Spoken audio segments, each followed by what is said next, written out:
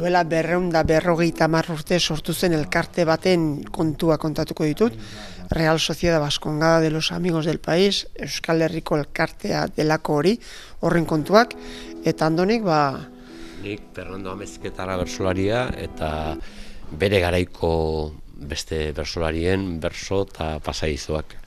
Izan ere urte berean sortu ziren Fernando Amezketarra eta Euskal Herriaren adiskideen elkartea. Eta orduan, aitzaki hori hartuta ikuskizun hau osatu dugu.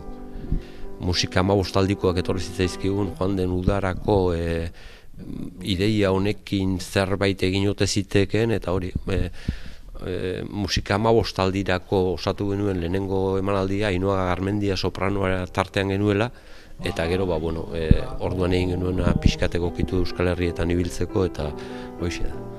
Iristen zaizkigun komentarioak eta oso politatia, guretzako hori entzutea aurrera jarraitzeko indar ematen digu, gustora dagoela jendea, eta asko ikasi duela, eta nik behintzat asko ikasi nuen emanaldia montatzen eginean, eta jendeak badirudi gauza bera komentatzen duela, gustora daudela, ez zaiela luze egiten, eta gaur egungo ikuspegitik akaso igual kurtsu pedagogiko handia edukiko du, handiegia, ez dakit.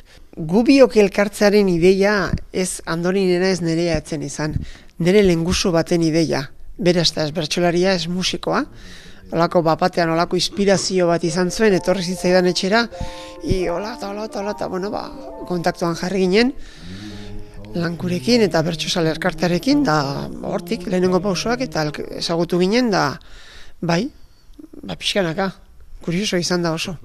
Nola elkartu ginduen lehengusu honek.